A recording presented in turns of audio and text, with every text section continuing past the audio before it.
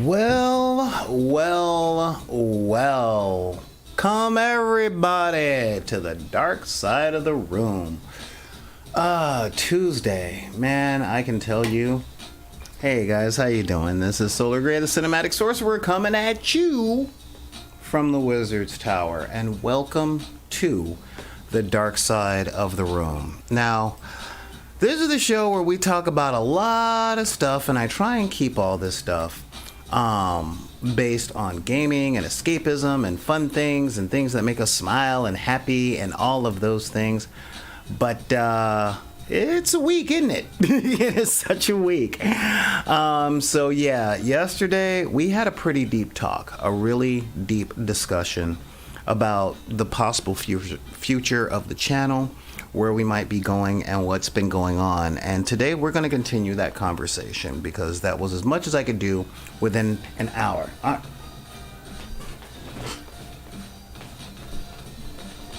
right, thank you so much, Neon Arlecchino. Thank you so much for the subscription. Thank you. Seriously, that really helps out a lot. And so we're going to talk about all that stuff. Now, if any of you guys have any questions or comments or things like that revolving around any of your hobbies, gaming, comic books, all that, Marvel movies, DC movies, just things that we do to escape the horrors of living in a dystopian nightmare, then feel free, and I mean this, feel free to send a letter to backinthedeck@gmail.com. That's BACKINTHEDECK@gmail.com. Quiet you. You can also hit us up at the social media that we all have and no one likes, such as Instagram and Twitter, also at Back on the Deck. And check out the TikTok channel with at BIDPY, because BidP is how you pronounce it, okay? Anyway. Thank you very much, Neon Arlecchino, for the subscription, because this leads directly into the me begging part. So I'm really trying to keep doing this for a living, y'all, but I need your help. I need you guys to share the videos and like and help me out with the algorithm that doesn't really like a lot of the subject matter I talk about, nor does it like people that look like me very much. I'm sorry to say, I'm not trying to say the whole country is racist, but I am saying that the algorithm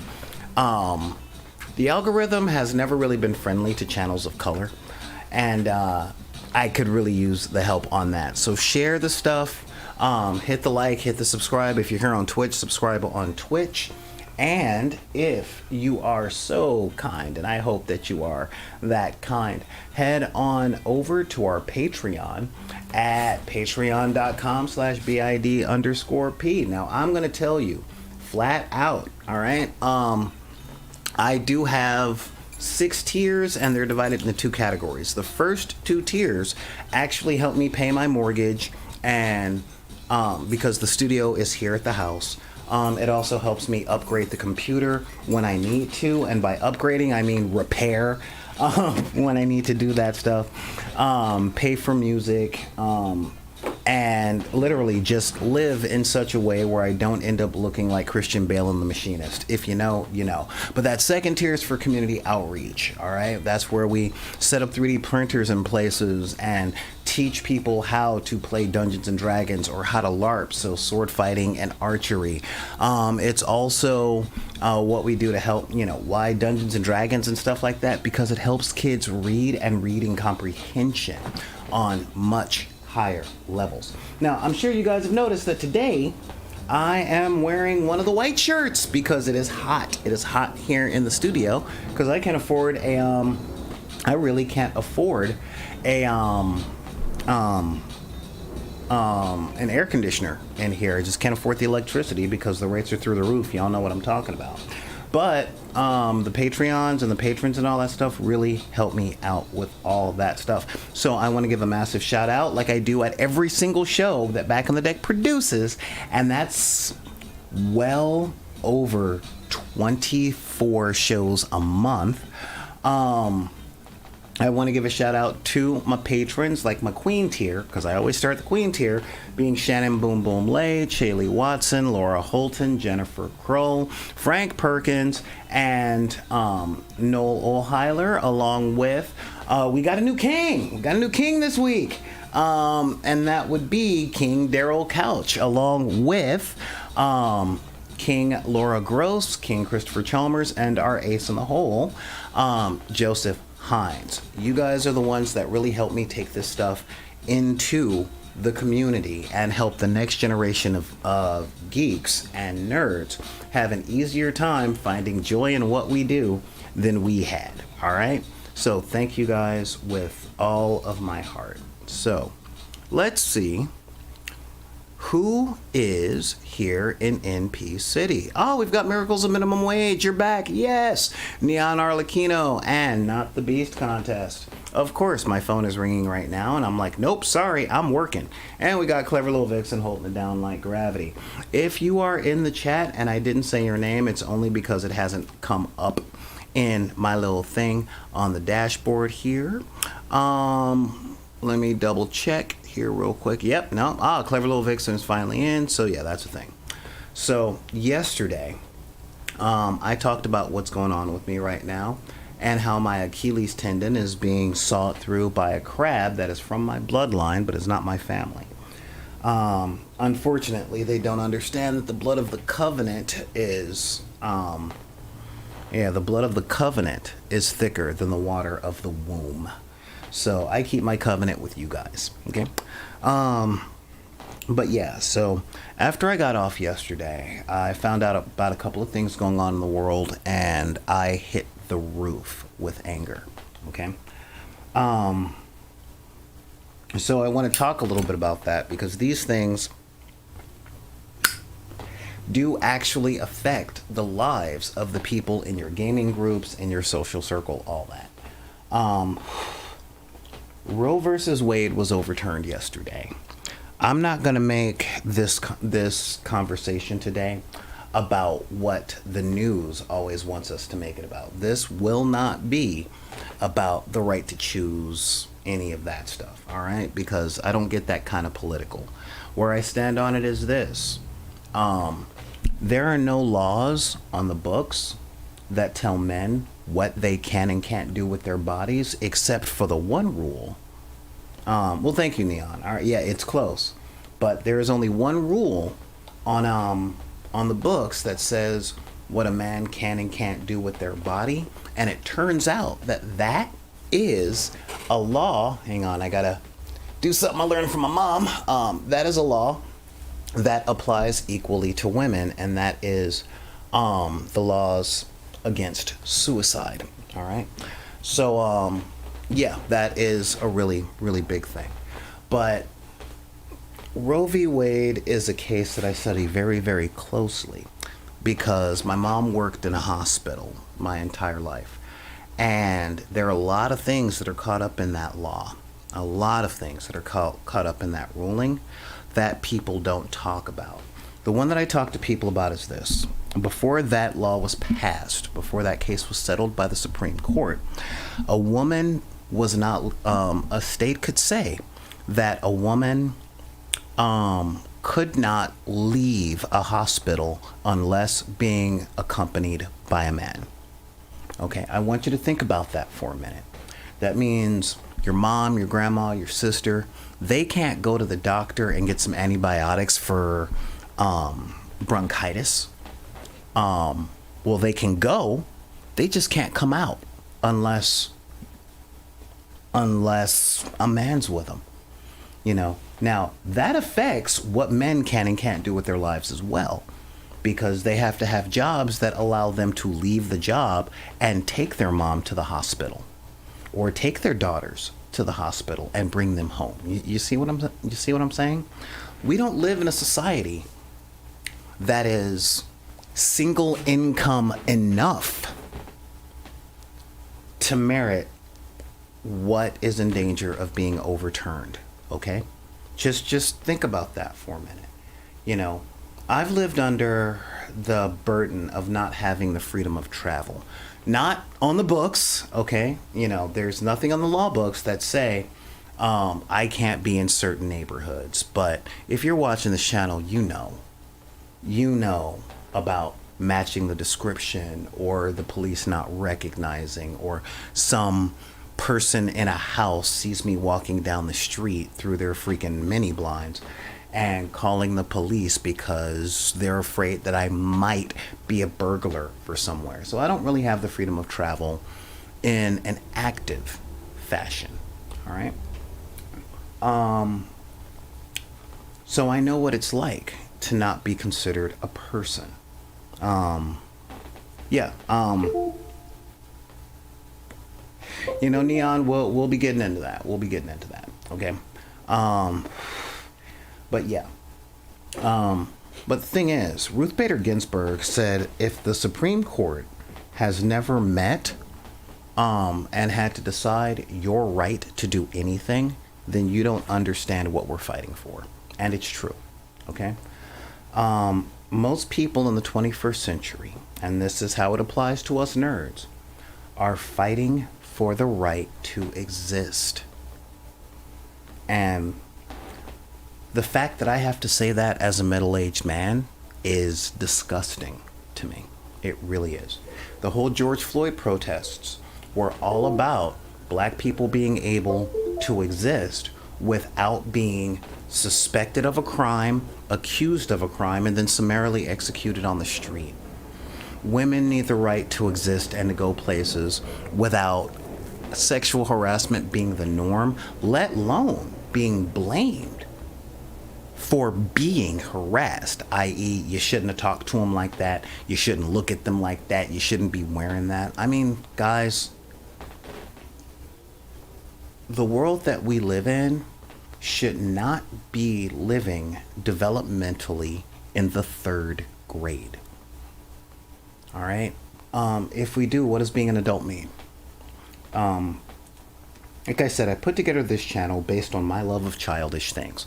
I like going pew pew pew with little toy soldiers. I like playing pretend and going, forsooth, for I am the wizard of speed and time.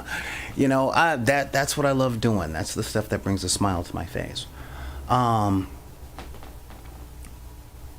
the thing is, right now, in the United States of America, I don't know how it is with the rest of the world because I'm so busy fighting these fights here. People are losing the right to live while being held responsible for being able to live. You know, I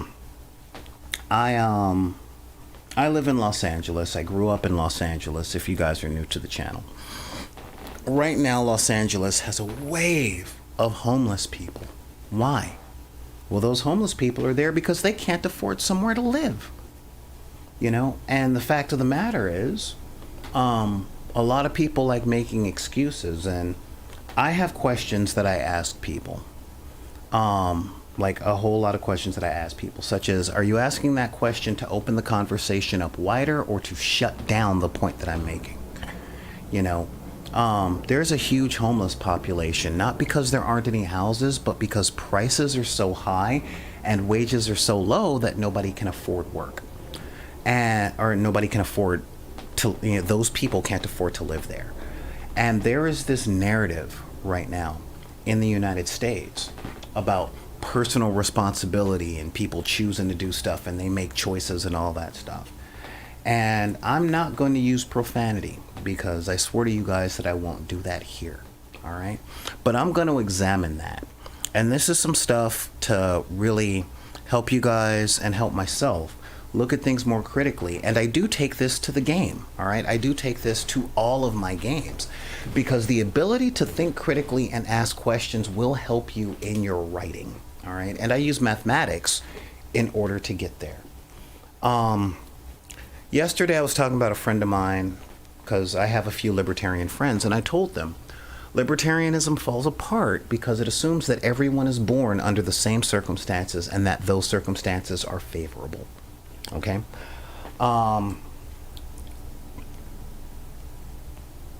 we don't live in a place where people are employed fairly. We really don't. We cover it with a lot of BS and excuses, such as we don't think they'll fit in. Our customers might have a problem with them. I didn't learn how to drive until I was 30, okay? And I was turned down for so many jobs, not just because of the color of my skin, but because the employers in the places that I live didn't trust public transportation, all right? And those two are directly related. They are very much directly related. One, because of the standard I was being held to as a potential employee. And second, and this is a really big one, the way that cities are structured, okay? I was on welfare back in 2011. And in order to get welfare, I had to be at a place by 7 a.m. with for job training and things like that. But at 7 a.m., 3 cities away. Now, in Los Angeles County, our cities are closer to neighborhoods, but it was still like 12 miles. But with cities come municipalities, which means different law enforcement, different public transportation, and different civil codes. Okay? So in order for me to get to where they wanted me to get, I would have to go through 3 different civic places, through 3 different law enforcement communities, and 2 different public transportation lines. And the only one that would get me there on time, I would have to go to before the sun came up. Now, a lot of people are like, well, fine, just wake up early, do what you got to do. And that's great to say in the abstract. But I was also living in a place where if a 6'4" black man is walking down the street, say toward a bus stop at 4:30 in the morning, the law enforcement will automatically think that they are up to no good. And once that happens, then comes the pullover, the detainment, the running the numbers, the handcuffs, the head being slammed onto police cars, and more importantly, the missing of the bus. Because if you are late to this program once, your food stamps, your welfare, and your access to mental health care are all taken. Okay? The way that we have things set up in this country is that we look really good on paper. But if you're watching this right now, chances are you're an adult. You're an adult at work. All right? Kids just got out of school like maybe 20 minutes ago here in California. But the fact of the matter is that a lot of victories that people think were won only seemed to be won. All right? The reality of it comes clear with just a little bit of observation and critical thinking. All right? The Roe v. Wade Act, I'm going to put this right out there. All right? Because a lot of people are like, so what? You're pro-life? And I'm like, no, I'm not pro-life. I'm very much pro-choice. Not out of morality, and definitely not out of religious reasons, but just out of straight logic. All right? We live in a world where children are taken from the poor and put into the system of foster care, which leads to prison, which leads to free labor.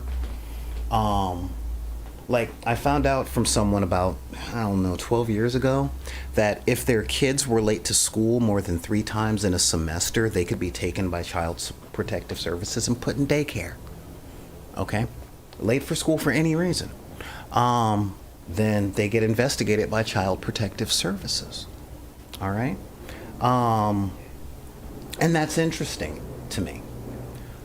Because these kids that are put into the system, they're not given better education than the public option. They're not given better food or better health care. They're not set up to, thank you. They're not set up to, we got Daryl over on YouTube saying, like the shirt. Yeah, these kids aren't set up for better success. They're just taken out of their homes and put into these places that are supposed to be better, but very rarely are. Okay? And just for being late for school 3 times between September and December, and then from January to June. Okay? I'm like, I didn't know that school worked on the TKO method. So when people ask me about my stances on abortions and things like that, I'm like, number one, how somebody raises their kids is not my business, and if people get pregnant, that's not my business. But I honestly have always believed that decision should be between the couple, and this is why. If she has it, both of them are held fiscally responsible and legally responsible until that kid's 18. Okay? Now, that being said, since the responsibility of the actions of said child fall on the heads of other people, okay, then whether or not people exist should not be up to the ones holding people responsible. I don't like the political thing, and this is not a political channel, all right? But let's be real. If you grew up in church, or if you grew up in one of those homes that are like pro-life, single issue vote, I always ask the question, you say that the kid should be born, but no one seems to care about the kid afterwards. No one really gives a crap if poor kids get a good education, get good nutrition, have lead poisoning from the industrial areas that their families are forced to live in. Like, none of that matters. All that does matter is whether or not the kid is born. And that leads me to believe that these laws are set up for punishing women for thinking that they're people, for having agency. A lot of people, like, when I was getting divorced and I was concerned about my kid, people were like, well, you shouldn't have had sex with her. And I'm like, yeah. Tell someone not to have sex in this society where we sexualize everything. Everything. We use sex for everything, including a measurement of a man's worth. But it's up to the man and the woman to put all of those things aside. In a society that says a man isn't worth crap unless a woman is attracted to them, and a woman is only as valuable as her beauty, and her beauty is determined by what rich men think, I'm like, nah, son, nah. That don't make no, that doesn't make sense. That really doesn't make sense. Because people are supposed to have free wills, and we're supposed to be a land of freedoms and all these things. But it seems like everybody's freedoms are being taken away. All right? And I'll tell you this. If you guys are listening to this on SoundCloud, I say it all the time, I'm a 6'4" black man, and I live in the United States. My freedoms have always been on the chopping block in this country. If not on the books, then off the books, with no recourse and no reprimands from those who would take it from me. R.E. The summer of 2020. All right. So again, when I talk about RVW, just the fact that, say, a pregnant woman who's getting checked up on with a child cannot leave the hospital until, in some states, the father of that child, or the father of the incoming child, picks up the woman from the hospital themselves. And why? Do they honestly think that a woman can't find her way home? Cats can. We keep pigeons all over the country that can always find their way home. But women aren't as smart or as instinctual as pigeons or house cats. What does it say? Like, I talk to you guys a lot about the game behind the game, right? Like, so when you're playing blackjack, you're not trying to get 21, you're just trying to get more, less than 22, but more than the dealer. Okay, that's real. I know, Daryl, it does seem excessive, but check history. Roe v. Wade was passed in the 70s, brah. Ask your grandmama. Your grandmama will tell you if she went to the doctor, your granddaddy or your uncle had to be there to pick her up because they couldn't sign themselves out of the hospital. And even after RVW was passed, hey, Vixabel, this is another heavy one, be warned now. Even after RVW was passed, women today still have to get letters and stuff if they want to do anything with their bodies to limit their own reproduction. What is up with that? It's one thing to say once they're pregnant, we don't want them to do anything to the baby, but there are laws out there and policies out there that says if you want to prevent yourself from getting pregnant, you have to have your significant other sign off. Like, dude, seriously. And the same people pushing this are the same ones that don't want government in their house. They don't want governments interfering with their business. So you tell me, you don't want the government saying that you can't have a gun, and you don't want the government telling you to get a shot so that you don't infect 30 people if you get a disease. But you're fine with the government telling your daughter that she doesn't even have the option to take care of herself without you? I'm sorry. That's not the thing, Seriously. Ooh, ouch. Sorry about that, Vixabel. Beamed in the face with a metal picture frame today. Ooh, gravity. So yeah, and normally I want to talk about nice things in games and stuff like that. But right now, the biggest game that there is out there is politics.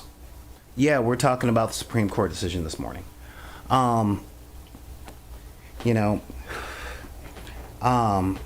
Being part of a group that the Supreme Court had to convene to determine whether or not I counted as a human being, I stand with everybody that gives, I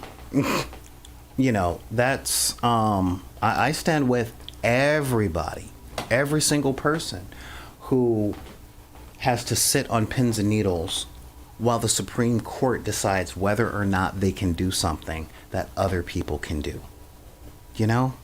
I mean, seriously. Like, seriously. Yeah, I mean, it's big. It's really, really big. And this stuff concerns me. This stuff really concerns me. I mean, I have an offspring that was identified as a girl upon birth, and these things affect what my offspring can do with their body, And the thing is, when it comes to law, and I'm letting you guys know my alignment right now, I believe in absolutely no laws that have anything to do. I only believe in laws that affect public safety within 4 degrees. That's it. You won't hear me complaining about a traffic law because driving a 1.3 ton ballistic missile through the street where people walk, where there are houses. Yeah, I don't want people to be able to drive on the sidewalk. There needs to be safety measures in that. I'm down on, not being able to kill someone willy-nilly on the street. That's a matter of public safety. Not just because I'm afraid it'll happen to me, but I'm here to help people in the world that may not have the tools to help themselves. I don't like the idea of survival of the fittest and might makes right. I believe in might for right. All right? I said right a lot. Up. Anyway. So when it comes to Daryl, by the way, I don't allow some things to go on in case people watch it in the future and they're reading the comments. I already know I'm gonna be lit up by people that are going, life is fine the way it is, or I have it tough too, so you need to shut your mouth because they're out there and they're here from our gerbs. I know they're coming, and in truth, I don't really interact with the comments. Am I afraid of being hate rated? No, I'm really not. Am I afraid of being swatted? Not really. I've got bars on the windows and doors. It's just how it goes. But I know that a lot of the stuff I talk about people don't like. All right, people just don't like. But here's the deal. I hate to say we live in a society, but the fact is we live around each other and our actions affect the other people around us. And I want people to really understand the idea that whatever actions they take that don't protect other people is important to them, because to everyone else in the world, they are other people as well. We'll be right back.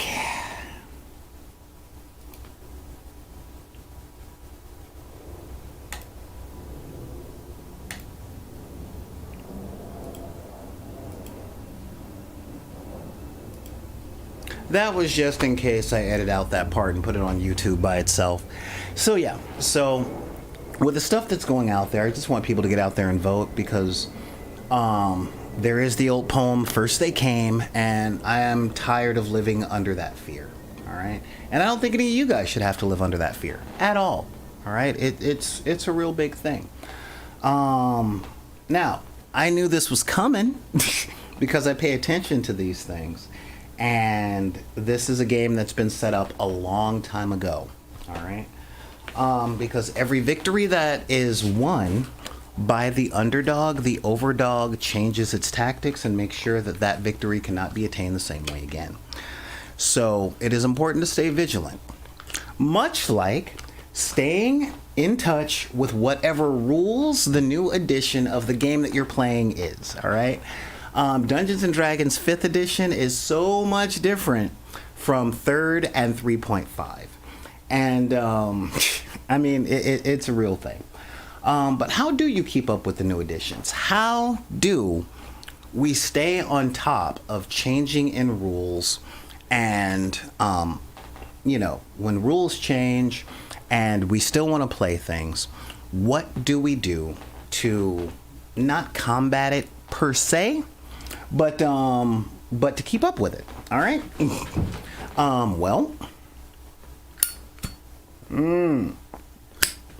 With you, Daryl Couch, but we changed subjects.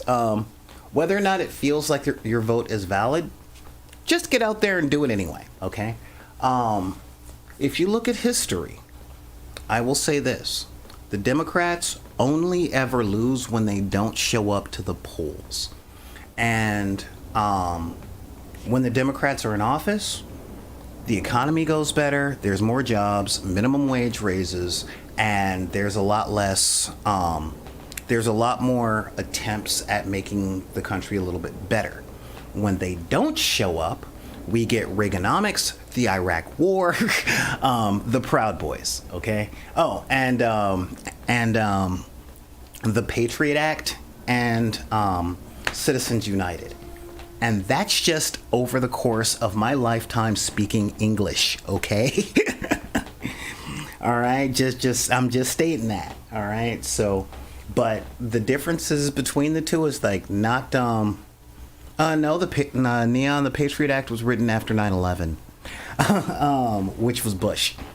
9/11 2001. So that was a few months after GW was sworn in. Trust me, I was there. Oh well, I know what I was doing that day. God, I'm getting old.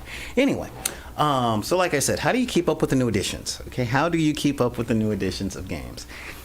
And how do they affect? Okay, how do they affect the way that you play games? All right.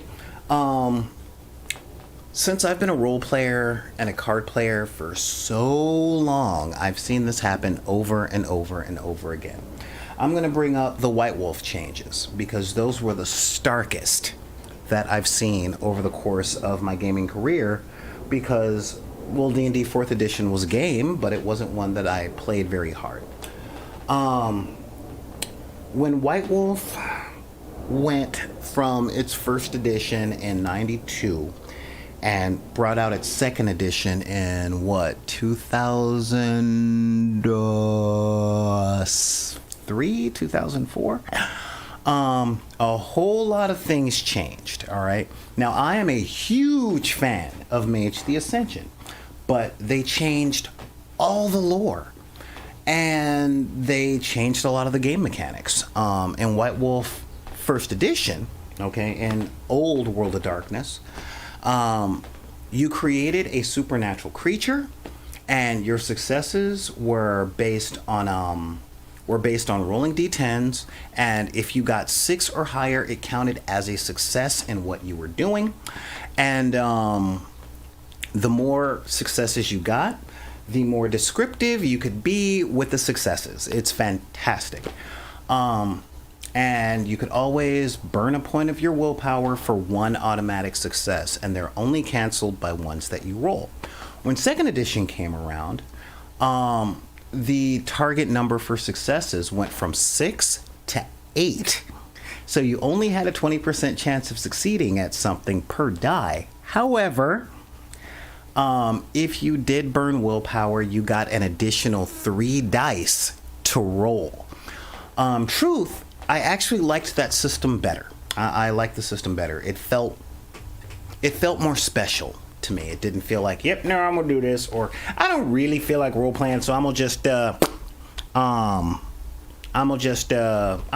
willpower, you know.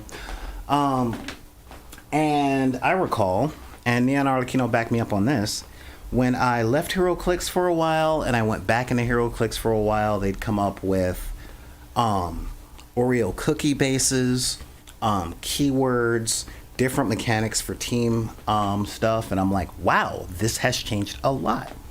Now, when that transition first starts, okay, when we go from what was to what is, there is a little bit of, well, there's always pushback, okay? If you guys look on YouTube or any forum board, you will always see, oh no, it's killing the game! You know, I see it every time a game does something different. No, it's gonna kill it, and a change will result in extinction. Oh, it's almost like the two subjects that I'm talking about today are related. Funny that. I must be a writer or something. Yeah, the back of the cards have all the dial information, and personally, I love that, especially since the dial information is online on certain websites. That means I don't have to buy any new ones. I've got enough figures. I've got enough superhero figures. So when we go through those changes, it can be hard to catch up.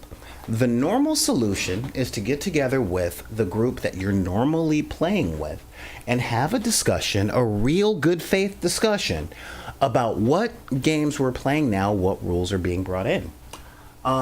Sunday, I ran a game for some new players, and I sat them down and I showed them some homebrew that I use for 5th edition, and I asked them whether or not they would like to do it. I let them know some of the things that I do in games and the kinds of games that I try and run, okay? And they were like, wow, this stuff actually seems kind of cool. And I'm like, thank you. I do what I can to fix the things that I haven't liked in games objectively. Not because I just can't win, but just objectively, you know? So when this stuff comes down, what a lot of people have to keep in mind, all right, and I need you guys in the chat to back me up on this, is that when new editions come out, it's really easy to get hyped, all right? It's so easy to get hyped for new content and a fresh start. But there is always going to be the cost of entry, all right? The cost of entry can mean a lot of things. The time, the adjustment to new things, and the fiscal cost. I know one thing I try and include when I talk to families about RPGs is if you buy in and you get geeked out, all right, and I mean, when you get geeked out, I remember in the days of White Wolf first edition, there was new content for each of their games over and over and over and over and over. And that was my first long-term play group. So we had decided which of the games. Daryl, I will send you a copy of. Actually, yeah, I think I put it on the. I think I put my adaptations to the weapon system on the Discord server. So it's out there. But White Wolf came out with new stuff all the time, and my game group and I had decided, all right, well, we know what's coming down the pike. We get that they're doing all of the Universal movie monsters and the other stuff like that. So which supernatural splat do you want to be in this group? Like, in our group, which do you want to be that guy of? Like, my boy Bill got vampire, but Bill was special because one, he was the GM, and two, role-playing was his thing, so he just got all the books. And I was like, I'll do mage. I'll do all mage, but I am going to pick up werewolf if I can get the money for it, and I did. Because it went vampire, werewolf, mage, changeling, wraith, / mummy, and what was the last book? Oh yeah, demon and angel. Okay. So I'm like, and I didn't do angel because I was already playing Innomine from Steve Jackson, so that kind of tickled my Book of Enoch and biblical role playing stuff. And even for the mage books, there's the core book, the Dungeon Master's Guide, Mage the Dark Ages, all the books for the traditions, the fiction, the tarot deck. There was so much stuff. And then they changed editions. And that was before ending the world. And then they ended the world. And it's like, it's really easy to get geeked with the new stuff that's coming out. And this always takes a conversation with your gaming group and to form and find communities. Because when you go out into the world, and this is one of the things that has always bugged me about, say, the Warhammer 40K community, when someone talks about the cost of it, they're like, well, it's the hobby, and if you were doing photography, $200 for a camera lens would not be outrageous.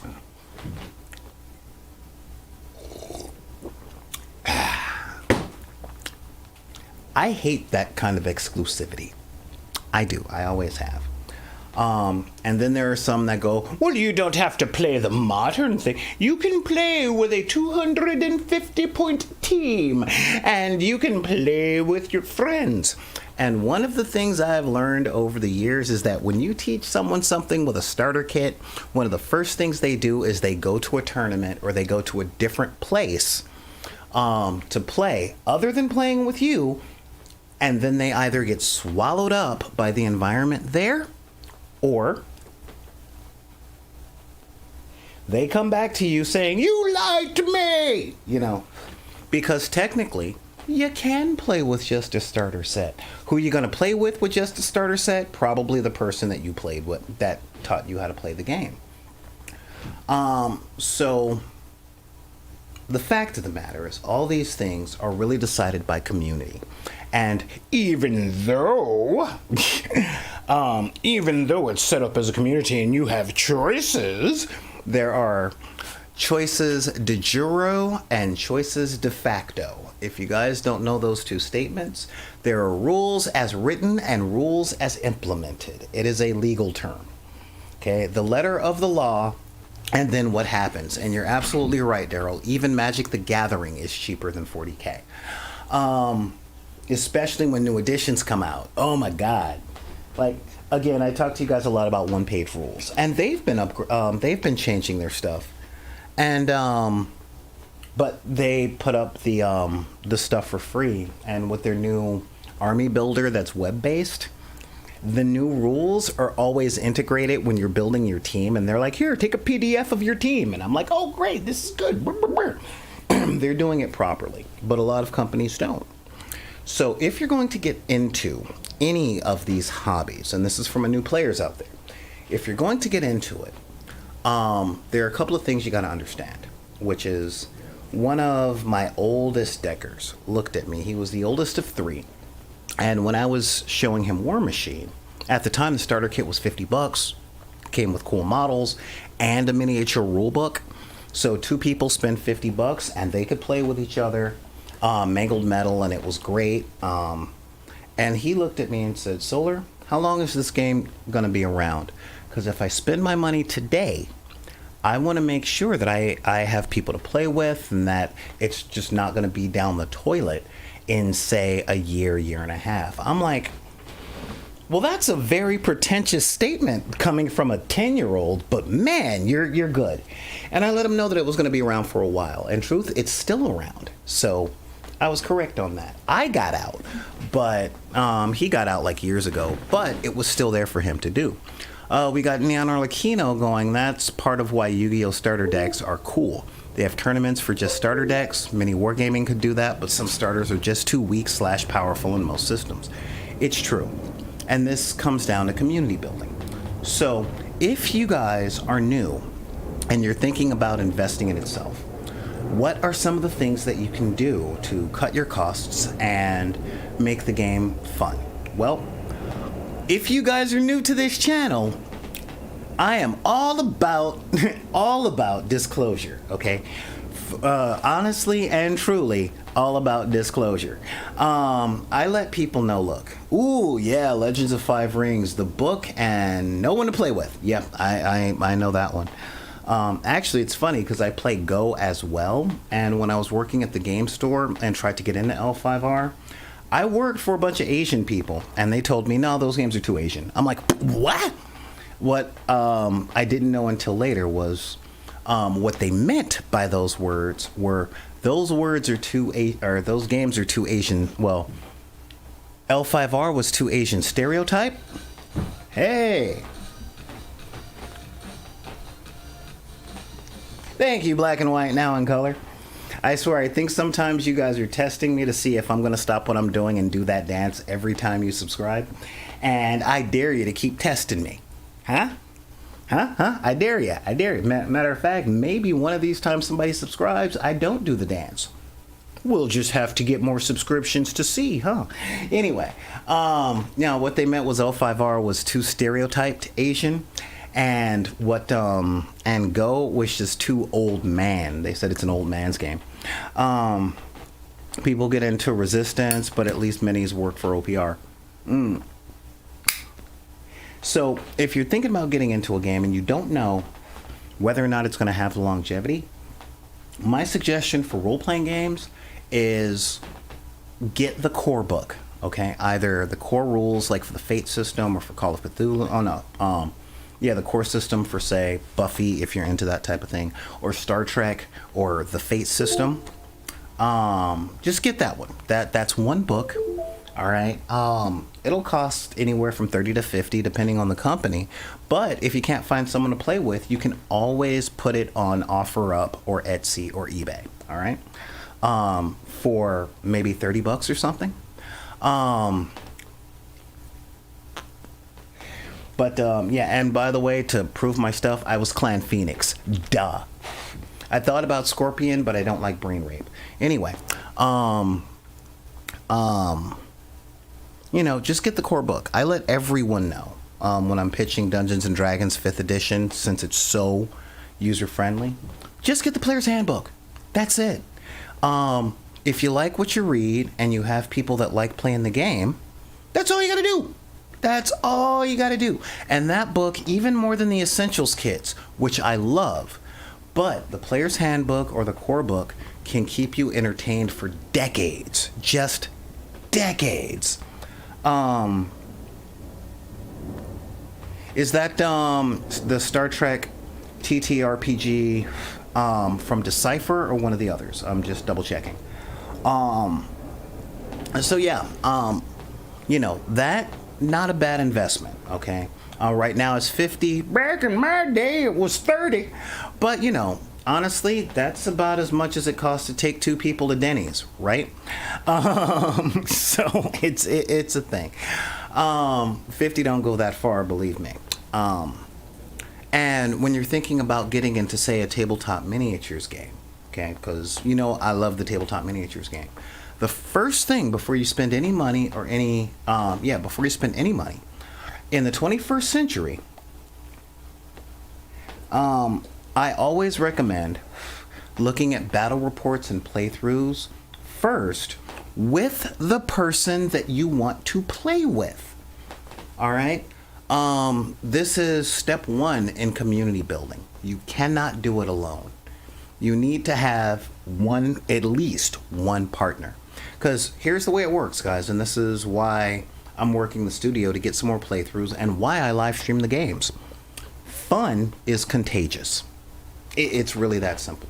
If you go to a casino in Las Vegas, Kansas City, anywhere on the Mississippi, Macau, Singapore, it doesn't matter where you go.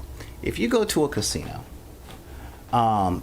they are specifically designed to show people having fun. The more fun that someone is having at a table, the more they draw other people to the table and the more money the casino makes.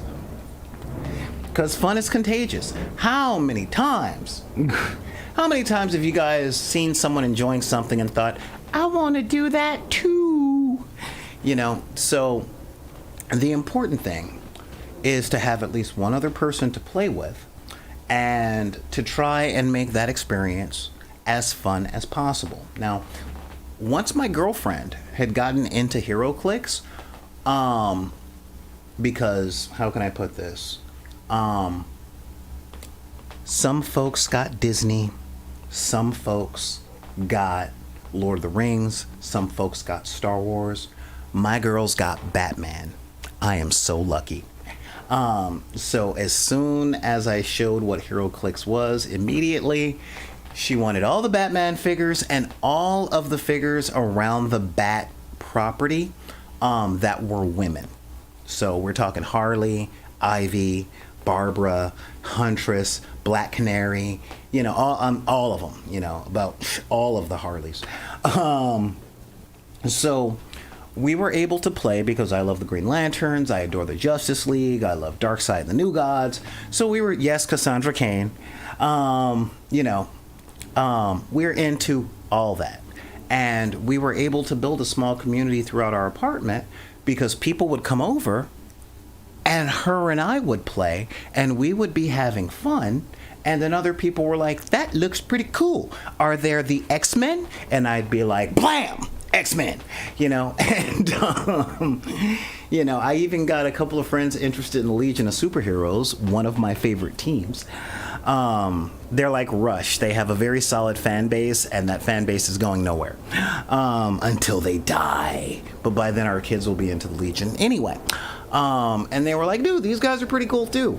And we made a lot of friends that were already in the community that played for the same reasons that we did. And that's part two.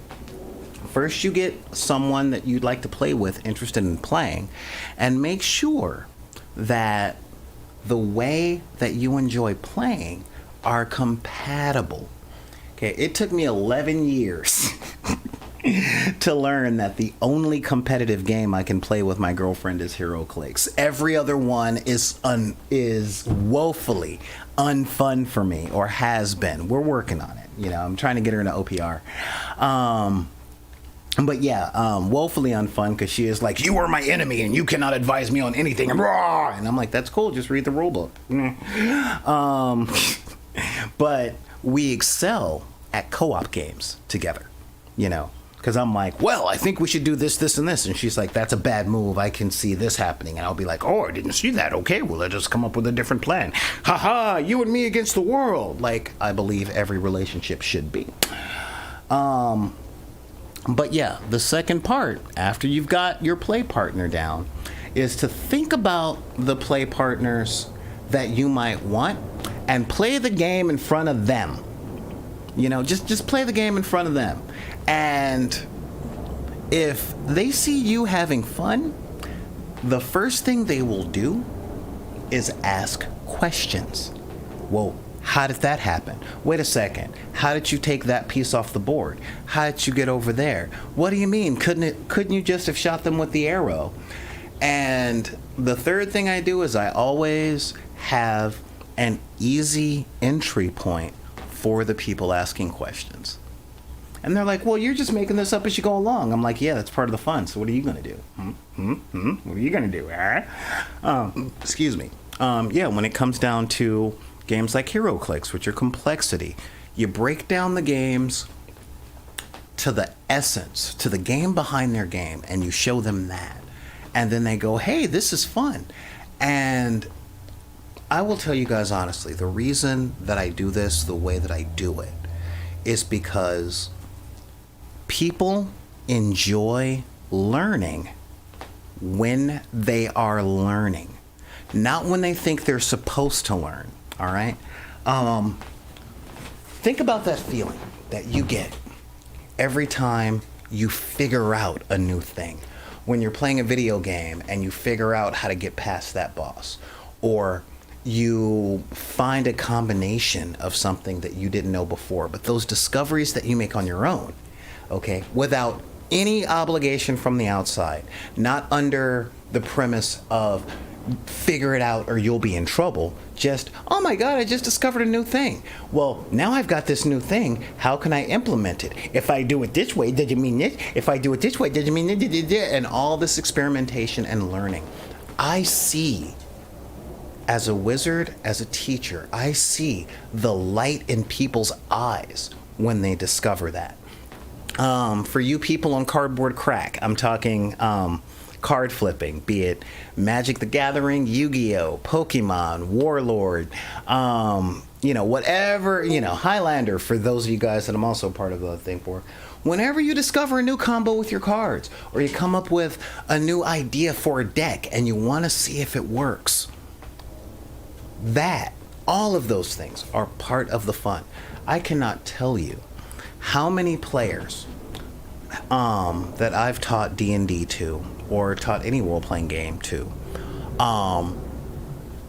grew love and excitement for the game when they figured out that they can use their spells and cantrips in creative ways. Like,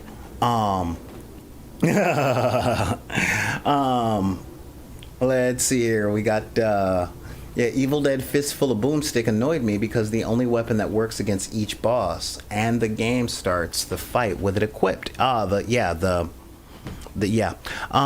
spent a couple of hours on the first boss before realizing that the shovel was the answer, so that was sense of annoyed relief. Yes. Now imagine what would have happened if you were able to beat it with another thing, if you figured out some trick or some workaround, But I know you're a hardcore gamer, Neon, so that's a really big one. So the real talk, that is the thing I get into. That is the stuff that I love. That is the stuff that I like seeing. Okay? And these are the places that I know fun and joy come from. And that is what we're here for, right? That's why we're deckers, because we feel that joy and we want to help that joy. So when building your own community, make sure to make sure you got a partner in community building. I don't care if it's a girlfriend, a sibling, a cousin, a friend, a best friend, some homeless guy that'll play a game with you if you buy them liquor afterwards.